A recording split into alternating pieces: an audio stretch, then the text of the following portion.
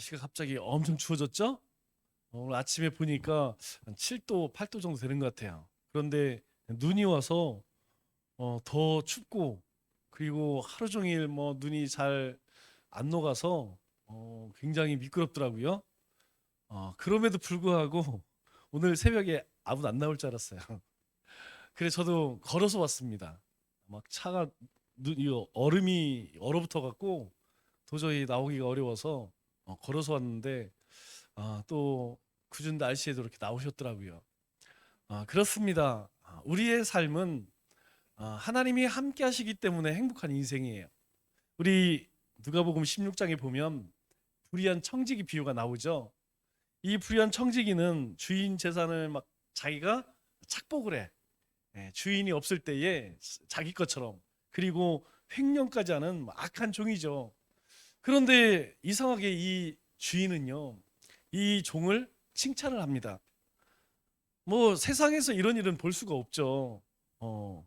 터무니없는 이야기죠.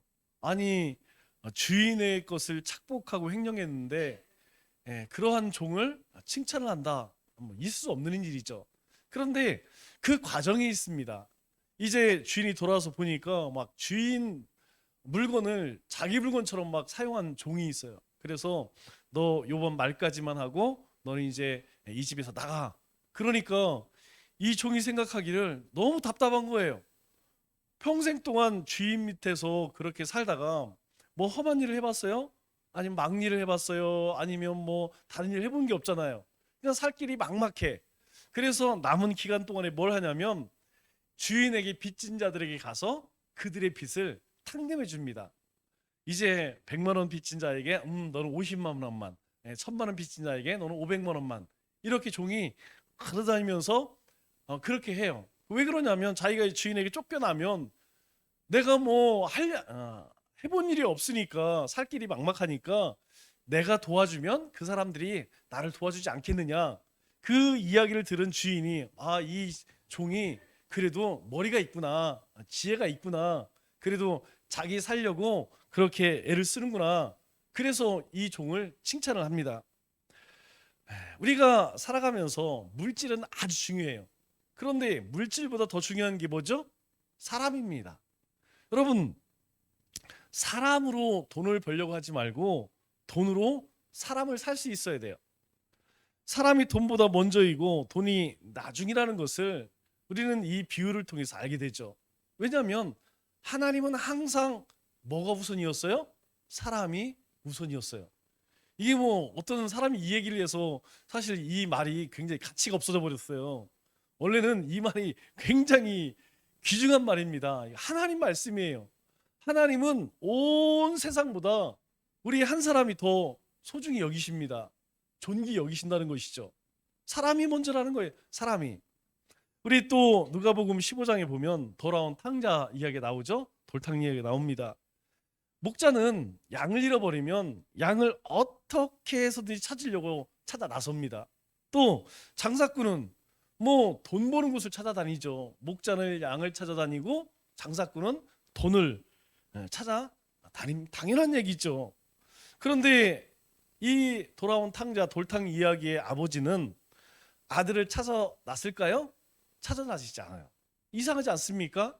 만약에 우리의 자녀들이 그렇게 해서 재산을 가지고 가버렸어. 그러면 적어도 어떻게 살고 있나 몰래도 한번 가볼 거예요.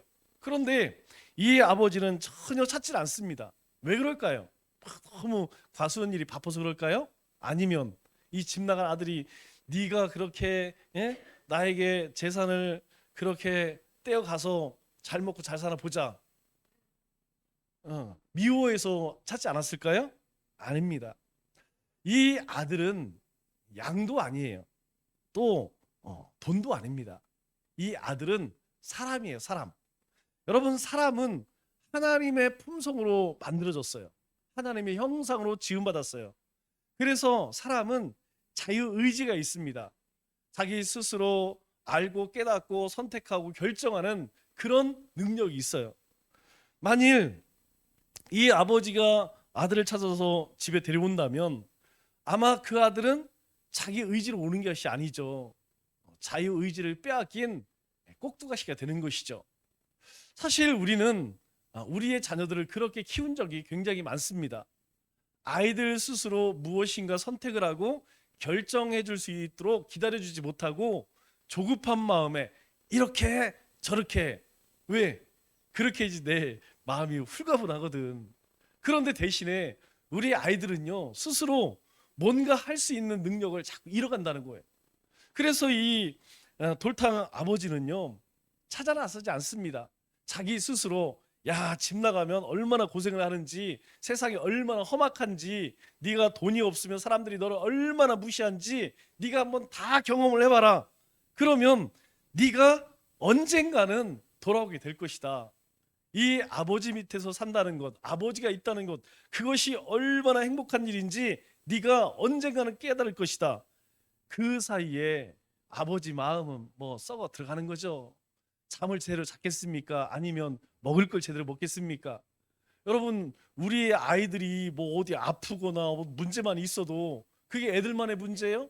내 문제지? 부모의 문제예요. 그렇게 가슴 아파하죠. 아마 이 아버지도 그렇게 굉장히 힘든 시간을 지냈을 거예요. 그럼에도 불구하고 이 아버지는 자신의 아들을 꼭두각시로 인형 같은 존재로 만들기를 원치 않으셨다는 것. 그래서 결국은 어떻습니까? 자기 발로 돌아오죠? 자기 발로 돌아오면서 나갈 때는 그렇게 아버지 재산을 주세요. 여러분 이거는 뭐 여러분들에게도 몇 번 이야기했지만 뭐 우리나라 문화도 마찬가지고 이 유대인들 문화도 마찬가지지만 재산은요 부모님이 죽어야지 자식들에게 돌아가는 거예요. 그런데 미리 재산을 내놓으세요. 이 얘기는 아버지가 빨리 죽었으면 좋겠어. 이 얘기가 다를 바가 없다는 거예요. 얼마나 괘씸합니까? 그렇게 의기양양해서 돈을 빼앗아가 아버지 돈을 얻어서 그렇게 나가서 허랑방탕하게 뭐 어디 좋은 거 쓴 것도 아니에요. 그냥 쾌락을 즐기고 향락을 즐기다가 다 그냥 허비해버렸습니다. 그런데요 그런 아들이 이제 고생 쥐엄나무 열매죠? 여러분 쥐엄나무 열매가 큽니다. 우리 강낭콩보다 한 5배쯤 더 커요. 근데 그 사람이 안 먹어. 그건 저 짐승들 먹어요. 그런데 그 돼지가 먹는 쥐엄나무 열매조차도 이게 구할 수가 없어갖고 야 내가 이렇게 살면 안 되겠구나. 아버지께로 돌아가겠구나. 그때 깨닫는 거예요. 야 아버지가 이런 존재였구나. 그리고 아버지에게 가서 뭐라고 이야기합니까? 나는 아버지 아들이라고 그렇게 부름받을 자격도 없습니다. 나는 그냥 종으로 쓰십시오. 나갈 때는 아버지가 죽든 말든 나는 내 목 챙겨서 나는 행복하게 살겠습니다. 나갔는데 돌아올 때는 사람이 됐어. 사람이. 여러분 이 아들이 아버지에게 효자일까요? 불효자일까요? 불효자죠. 그런데 이 불효자가 아버지께 불효를 저지름으로 인하여서 이제 성숙해졌어요. 사람이 됐어. 사람이. 그래서 이제 사람 구실하며 살 수 있는 사람이 되었다는 것이죠. 그런데 만일 막 포차에 가서 룸사롱에 가서 막 이제 막 아가씨들 불러다가 놀고 막 친구들하고 그렇게 할 때 가서 아버지가 얘 이놈 시키 너 이러려고 재산 받아갔냐? 그냥 기 잡고 막 끌고 갔다고 해보세요. 그러면 그 아들이 집에 끌려와서 아이고 아버지 제가 잘못했습니다. 그럴까요? 여러분 안 그런다니까요. 그냥 호시탐탐 어떻게 하면 아버지 몰래 그냥 집에 있는 거 더 많이 훔쳐서 더 놀까? 아마 그 버릇 못 고쳤을 거예요. 그런데 그 힘겨운 시간들을 통하여서 비로소 이제 아버지를 알게 되는 존재가 되었다는 것이죠. 그래서 아버지는요 그 아들이 돌아올 때까지 그 아들 스스로 자유의지로 그렇게 내가 정말 어리석은 짓을 했구나 이것을 알기를 원하셨어요. 여러분 이 아버지의 마음이 주님의 마음 아니겠습니까? 주님도 마찬가지라는 것이죠. 주님도 우리 인생이 정말 행복한 인생 세상에서 잘 되기를 바라십니다. 그러면 하나님 복 주셔야죠. 하나님 형통케 하셔야 되죠. 하나님께서 우리 인생을 성공으로 성공 가도를 달리게 해주셔야죠. 그런데 왜 그렇게 안 해줄까요? 이상하지 않아요? 아니 그냥 하나님이 나에게 복만 주면 나는 하나님을 위해서 교회를 위해서 선교를 위해서 전도를 위해서 내가 얼마나 열심히 할 건데 왜 안 주실까? 하나님은요, 우리가 지금 처한 상황 가운데에서 이 돌탕과 같이 성숙되기를 바라세요. 하나님께서는 우리의 삶에 우리의 삶이 어떤 삶인지 깨닫기를 원하십니다. 우리가 어떤 존재인지 알기를 원하세요. 내가 어떤 존재이고 내 인생이 어떤 인생인지를 알게 되면 하나님께서는 먼저 한계를 좁습니다. 그런데 그 한계를 우리가 온전히 사용하게 되면 하나님은 2개를 주세요. 여러분, 그 믿음의 고백이 무엇이냐면 바로 10분의 1, 11조라는 거예요. 물질의 11조 뿐만 아니라 내가 내 인생의 11조, 하루의 11조, 말씀의 11조, 과연 그것을 어떻게 쓰고 있느냐.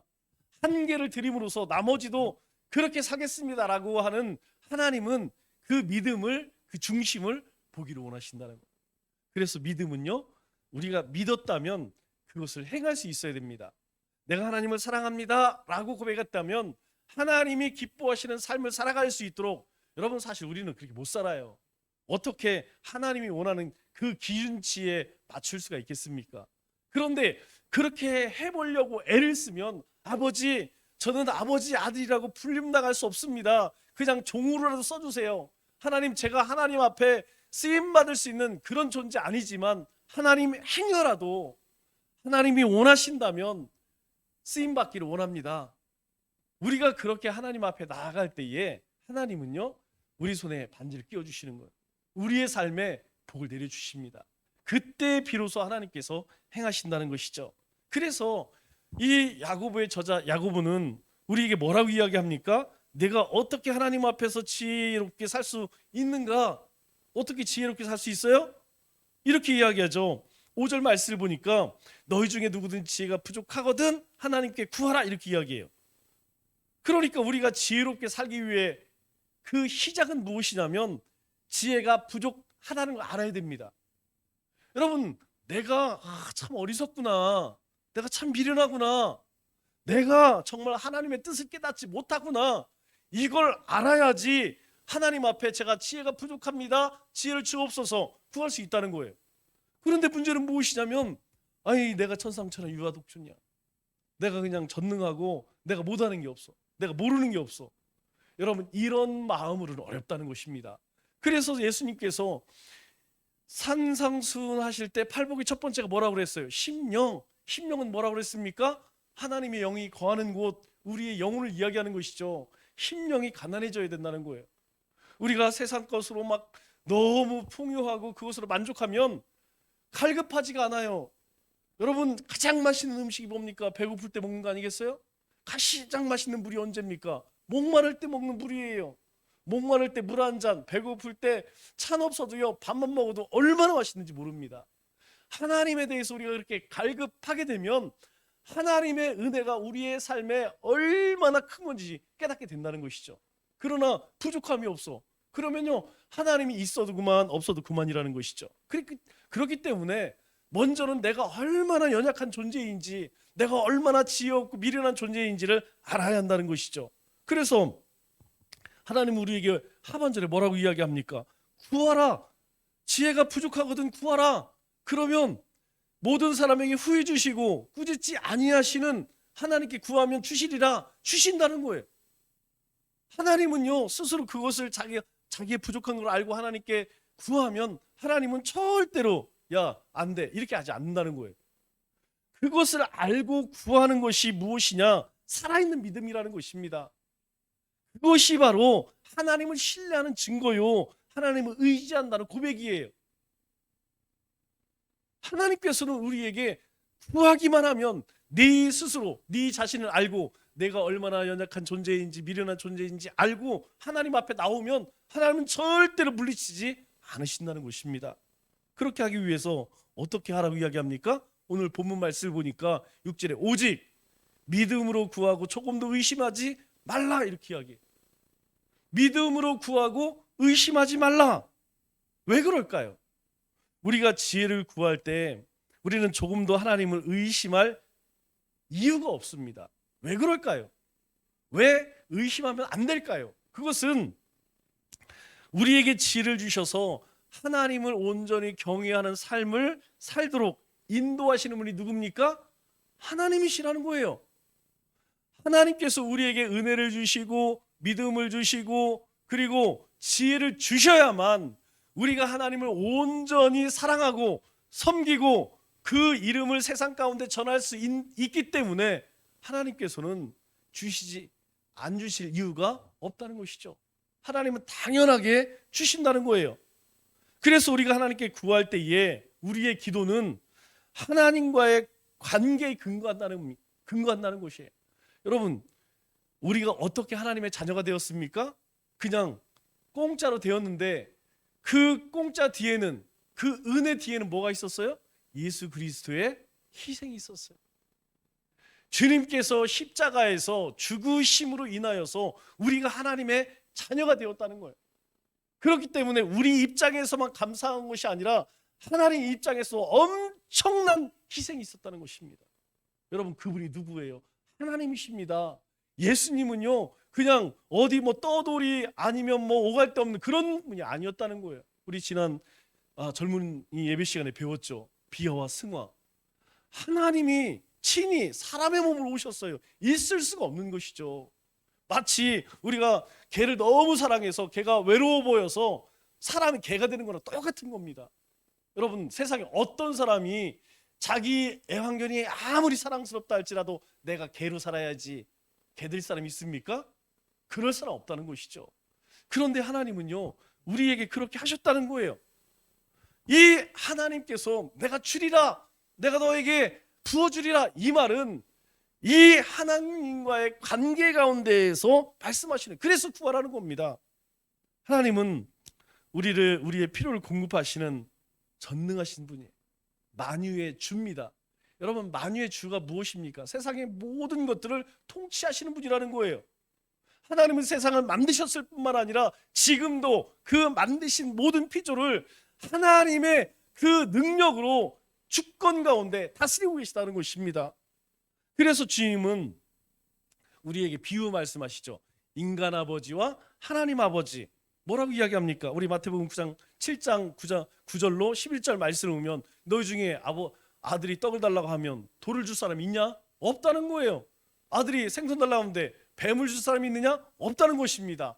악한 놈이라도 좋은 것으로 자식에게 줄 알거든 하물며 하늘에 계신 너희 아버지께서 구하는 자에게 좋은 것으로 주지 않겠느냐. 어떻게 해서 우리를 자녀 삼았는데 구하기만 하나님께서 뭐요? 좋은 것으로 주시지 않겠느냐. 그렇기 때문에 하나님께 구하라는 것입니다. 그런데 우리가 이 말씀을 묵상할 때 꼭 기억할 것이 무엇이냐면, 분별해야 할 것이 무엇이냐면, 우리는 구하는 것이 내가 원하는 것을 구하는지 내게 필요한 것을 구하는지 이걸 잘 분별할 수 있어야 된다는 거예요. 여러분, 대부분 많은 사람들은 자기가 원하는 걸 구해. 여러분, 그 원하는 게 무엇입니까? 비교를 하죠. 세상 사람들과 안 믿는 사람들과 하나님 없는 사람을 보니까 돈 많은 게 성공한 것처럼 보여. 권세 많은 게 성공한 것처럼 보여. 그래서 우리는 내 필요한 것, 그것을 쫓아가지 않고 뭘 쫓아가느냐? 세상 사람들이 원하는 것, 그걸 쫓아간다는 거예요. 여러분, 하나님의 백성에게 가장 필요한 게 뭡니까? 은혜입니다. 은혜. 여러분, 우리 마음 가운데 은혜가 사라지는 순간에 우리의 마음이 강팍해져요. 강팍해지면 그날부터 눈빛이 달라져요. 눈이 이렇게 되고요, 입에서 나오는 말이 달라집니다. 하나님의 은혜가 우리 가운데 풍성해지면요, 벌써 얼굴에서 달라지고 말에서 달라지고 행동에 달라진다는 거예요. 여러분, 그뿐입니까? 우리가 하나님의 나라의 백성이기 때문에 우리에게 진짜 필요한 게 뭡니까? 믿음 아니겠습니까?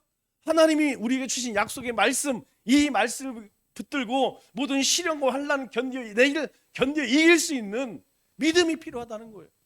그런데 여러분, 이런 것 구하는 것은 형식이요. 하나님 그냥 은혜 주세요, 믿음 주세요.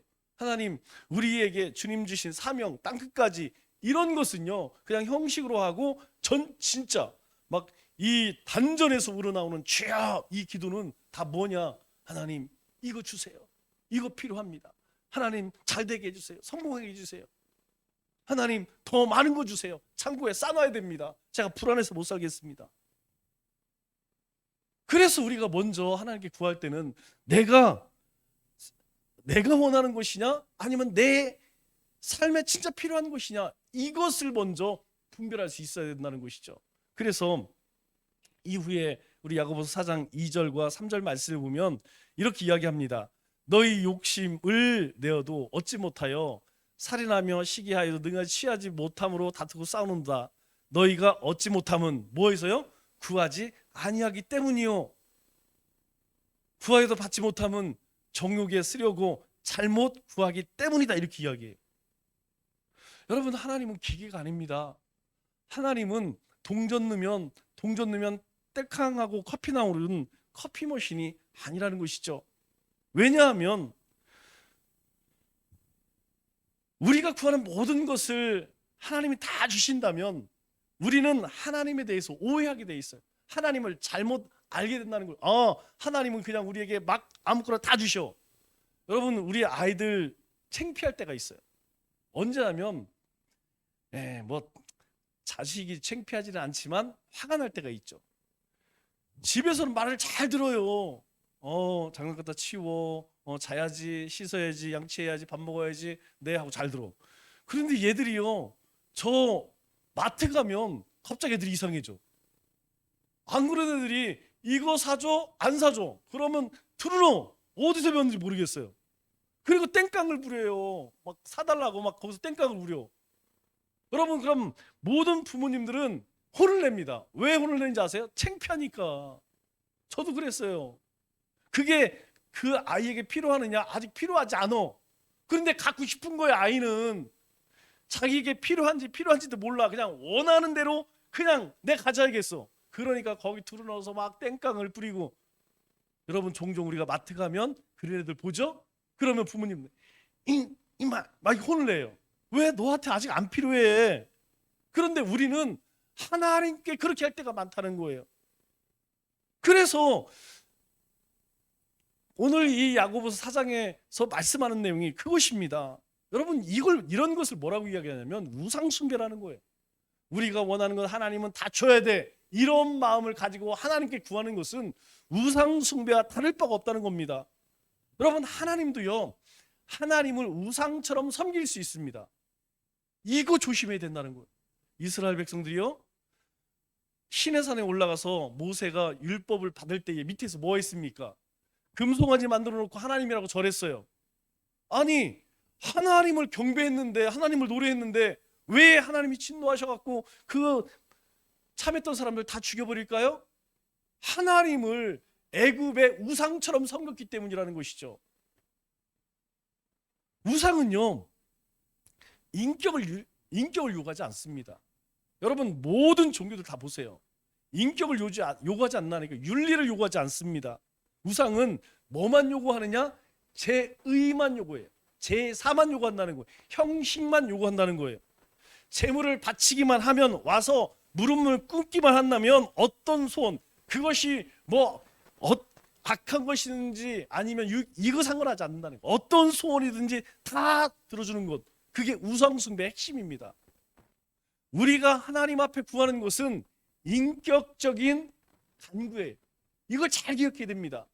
우리는 하나님께 기도하고 하나님께 간구할 때에 우리를 필요에 채우기 위해서 하나님께 구하는 게 아니라는 거예요.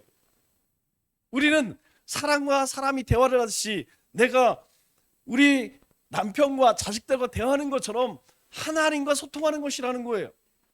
그러다 보면 하나님의 뜻이 무엇인지 알게 되고 하나님도 우리의 마음의 소원이 무엇인지 아신다는 거예요. 그래서 사람들은 인격적인 것을 요구하시는 하나님을 찾지 않습니다.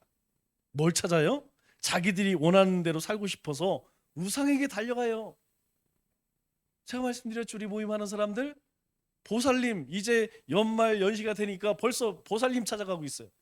내년도 뭐가 어떻게 될까요? 제가 그 모습을 보면 얼마나 한심한지. 여러분, 세상에 한심한 것 중에 하나가 차 사서 거기다가 명태 달고 거기다가 막걸리 붓고 비나이다 이런 사람 아니겠어요? 개업하면서 돼지 머리 갖다 놓고 돼지가 뭘 축복을 한다고. 그런데 그렇게 합니다. 왜요? 내가 돼지 머리 바쳤으니까 돼지 머리는 나에게 복을 줘야 돼. 그 번 돈으로 내가 어떤 삶을 살든 돼지 머리야 너는 무조건 나에게 복을 줘야 돼. 이게 우상숭배라는 거예요. 하나님은 우리가 원하는 것이 아니고 우리가 필요한 것을 주기를 원하세요.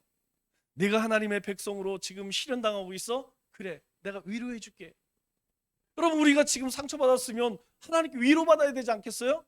그런데 우리는 하나님 위로해 주세요, 하나님 격려해 주세요, 힘을 주세요가 아니고 상처받았으면 뭐 찾냐면 돈 주세요. 여러분, 머리가 아프면 머리 아픈 약을 먹어야지 이마에다가 빨간 약 바르면 낫겠습니까?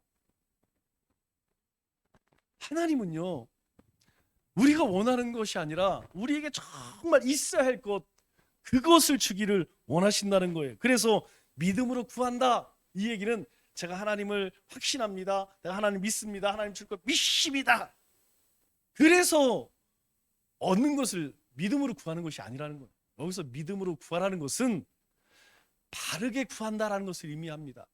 우리가 꼭 기억할 것은 우리의 신앙도 잘하는 것이 중요한 게 아니라 바르게 하는 게 중요하다고 그랬죠. 믿음으로 구하는 것도 마찬가지라는 거예요.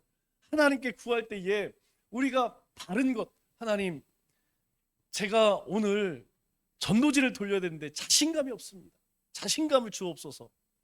하나님이 왜 안 주시겠어요? 아니, 전도한다는데, 내가 미련하다는데, 입술이 열리지 않는다는데 왜 안 주겠습니까? 하나님, 제가 새벽 예배를 한번 시작해 봐야겠어요. 제가 한번 말기참배를 한번 해봐야겠습니다.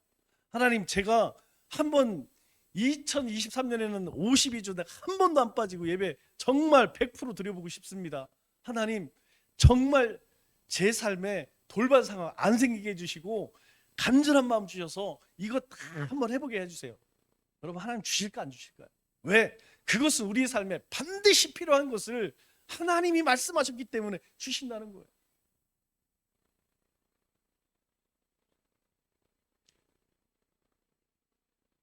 그렇게 우리가 하나님 앞에 올바로 구할 때에 하나님은요, 우리에게 구하면 주리라. 그래서 요한복음 15장에 보면 어떤 비유 나와요? 굉장히 유명한 비유, 포도나무 비유 나오죠. 15장 7절에 이렇게 말씀하죠. 너희가 내 안에 거하고 내 말이 너희 거하면 어떻게 해요? 무엇이든지 구하라, 그리하면 이루리라. 우리는 앞에는 싹 빼버리죠. 무엇이든 구하라 했으니까 구하라, 그러면 하나님이 다 이루리라. 야, 그냥 하나님께 그냥 구하자, 그러면 하나님 다 이루어줘. 근데 그 앞에는 생각을 안 해. 그 앞에가 뭐, 사실 앞에가 중요한 거예요. 너희가 내 안에 거하고 내 말이 너희 안에 거하면, 우리 안에 하나님의 말씀이 있어야 된다는 거예요. 내가 지금 주님 안에 있어야 된다는 거예요. 그럴 때에 주님이 뭘 원하시는지, 우리의 삶에 뭐가 필요한지 깨닫게 된다는 것이죠. 그때에 하나님이 주신다는 것입니다. 그래서 그것을 알지 못하는 사람들, 그걸 뭐라 그래요? 하나님을 신뢰하지 못한다는 것이죠. 믿음이 없는 사람들이죠. 그 사람들의 모습을 6절에 뭐라고 이야기합니까? 우리 6절 말씀을 다시 한번 볼까요? 6절 말씀을 보면 이렇게 말씀을 합니다. 오직 믿음으로 구하고 조금도 의심하지 말라. 의심하는 자는 마치 바람에 밀려 요동하는 바다 물결. 오직 믿음으로 구하고 의심하지 마. 그런데 행여라도 의심하면 그 사람은 바람에 밀려 요동하는 바다 물결 같다, 이렇게 이야기해요. 여러분, 바다에서 파도가 치는 이유가 무엇입니까? 파도가 치는 이유는 물론 뭐 지진이 나서 파도가 칠 때도 있지만 대부분은 바람 때문에 파도가 생깁니다. 그러면 우리의 마음이 바다라면 우리 마음 가운데 파도를 만들어내는 것이 무엇이냐면 의심이라는 거예요. 하나님께서 우리에게 평안한 마음을 주셨어요. 평강의 바다를 주셨어요. 그런데 이 마음 가운데 뭔가 막 요동을 하고 뭔가 막 이거 뭐 진짜 이거 되는 거야 마는 거야, 이거 뭐 그냥 말로만 그냥 끝나는 거 아니야? 막 그렇게 우리의 마음이 요동을 쳐. 그게 뭐냐면 의심이라는 거. 의심이 바람 같다는 거예요. 우리 가운데 의심이 생기면 우리 마음이 요동해, 평안하지를 못해, 불안해. 그러니까 뭘 잡아야 돼? 뭘 잡아요? 사람 잡아야 되고 물질 잡아야 되고 권세 잡아야 되지. 하나님께 달려가지 않고 먼저 그거 달려가는 것이죠. 그래서 하나님이 우리의 필요를 공급하시는 분이라는 것을 확신하는 것, 이것이 믿음이에요. 이게 신뢰라는 거예요.